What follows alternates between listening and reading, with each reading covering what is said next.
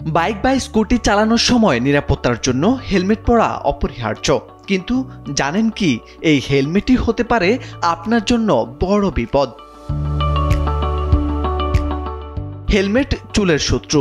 নিয়মিত হেলমেট ব্যবহারকারীদের মধ্যে চুল পড়া, খুশকি, এমনকি মাথার ত্বকে ব্রণ, ফুসকুড়ির মতো সমস্যাও দেখা দিচ্ছে। বিশেষজ্ঞদের মতে হেলমেটের ভেতরে জমে থাকা ঘাম, ধুলো ও ব্যাকটেরিয়া এসবই মূলত দায়ী। অনেক সময় দীর্ঘক্ষণ হেলমেট পরে থাকলে মাথার ত্বকে প্রদাহ হয়, যার ফলে চুলের গোড়া দুর্বল হয়ে পড়ে এবং শুরু হয় ঝরঝর করে চুল পড়া। তবে চিন্তার কিছু নেই, কয়েকটি সহজ নিয়ম মানলেই এই সমস্যা অনেকটাই কমানো সম্ভব।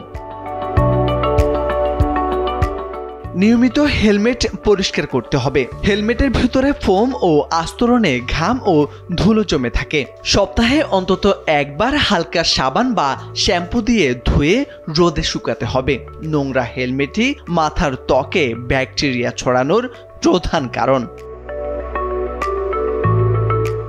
হেলমেট পরার আগে পাতলা ক্যাপ ব্যবহার করুন। হেলমেটের নিচে একটি সুতির কাপড় বা মাইক্রোফাইবার ক্যাপ ব্যবহার করুন। এটি ঘাম শুষে নেবে এবং মাথার বাতাস চলাচল বজায় রাখবে। এতে ব্যাকটেরিয়া ও ছত্রাকের আক্রমণ থেকে ত্বক অনেকটাই সুরক্ষিত থাকবে।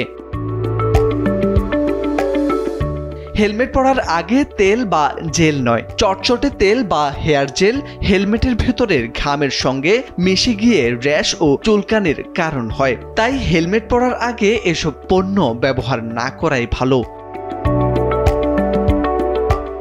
এছাড়া চুল খুব টাইট করে বাঁধলে বা ভারী হেয়ার স্টাইল করলে চুলের গোড়ায় চাপ পড়ে, যা চুল পড়া বাড়িয়ে দিতে পারে।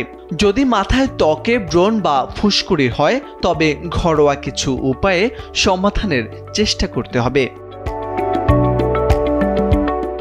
নারকেলের তেল কয়েক ফোঁটা ট্রি অয়েল মিশিয়ে আক্রান্ত স্থানে লাগাতে হবে।